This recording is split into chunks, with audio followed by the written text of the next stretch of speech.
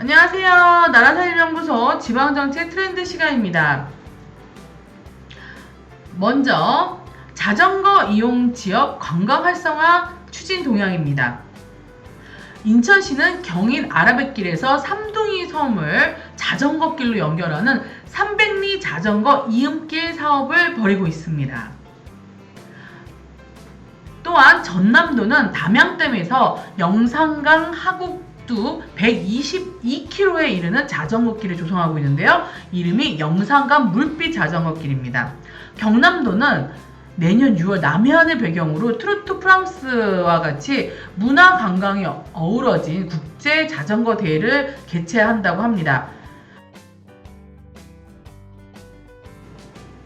다음은 은퇴자 마을 조성 추진 동향입니다. 충남 서천군에 위치한 어메니티 복지마을 기억하시죠? 2005년 국내에서 처음으로 조성된 노인 종합복지타운으로 출발했습니다. 경북도는 도내 8개 시군의 지역 정체성과 예술적 가치를 담은 천년 건축 시범마을 50채에서 100채 정도라고 하네요. 의료, 스포츠 커뮤니티 시설을 갖춘 복합 은퇴촌을 조성할 예정입니다. 최근 대학에서는 학력 인구 감소로 비어있는 캠퍼스를 노년층 관련 시설과 사업 공간으로 조성을 한다고 합니다. 부산 동명대와 광주 조선대는 캠퍼스 안에 교육 의료시설을 갖춘 대학 기반 은퇴자 마을 조성 예정이고, 이는 미국의 University Based Retirement Community를 벤치마킹한 건데요. 은퇴자를 입주시키고 교육과 치료 돌봄을 제공하는 선진 노인 주거 모델입니다. 부산시는 보건의료 분야에 특화된 부산 카톨릭대학을 개방해서요. 여가 건강 교육 산업시설이 직접된 대규모 시니어 복합단지 하하 캠퍼스를 조성 중입니다. 해피 에이징, 헬시 에이징이죠. 다음은 인구 감소 지역 관광 활성화 동향입니다.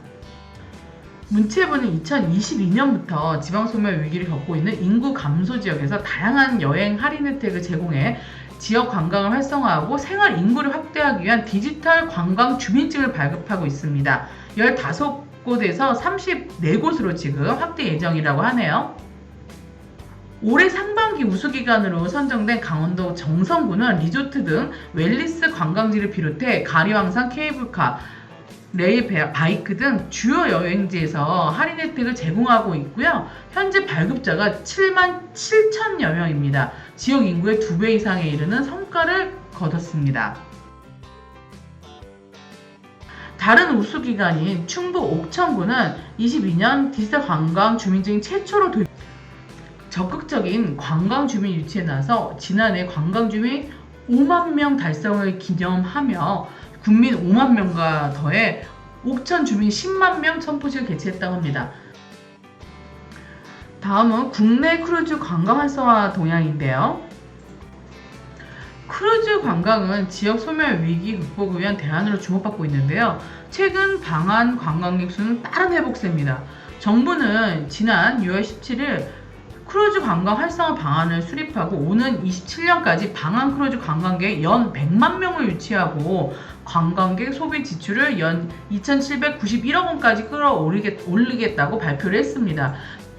지역의 관광객을 전략적으로 유치하기 위해 7대 기항지별 특색을 담은 테마 브랜드를 구축, 외국인 관광객을 대상으로 지역별 특화 관광 콘텐츠 개발을 하거나 상품화를 할 때 지원한다는 얘기고요. 다음은 전세 사기 피해 예방 대책 추진 동향입니다. 최근 서울 신촌 대학가에서 100억 원대 전세 사기가 발생하는 등 피해가 계속되면서 정부 지자체가 이를 막기 위한 정책을 추진하고 있는데요. 국토부는 전세 사기를 막고 전세 시장 안정화를 위해서 연립 다세대 오피스텔 등을 매입해 시세 90% 수준 보증금으로 전세를 내놓는 든든 전세 주택을 도입했습니다. 서울시는 전세시장 불안을 완화하기 위해 임대인의 금융신용 정보를 임차인에게 공개하는 클린 임대인 제도를 시행하고 있고요. 경기도는 경기부동산 포털을 통해 주택거래 정보를 공개하는 한편 전세 피해 지원센터에서 전세 사기 피해 접수 조사, 금융 법률 상담을 하고 긴급 생계비로 100만 원을 전국 최초로 지원한다고 하네요.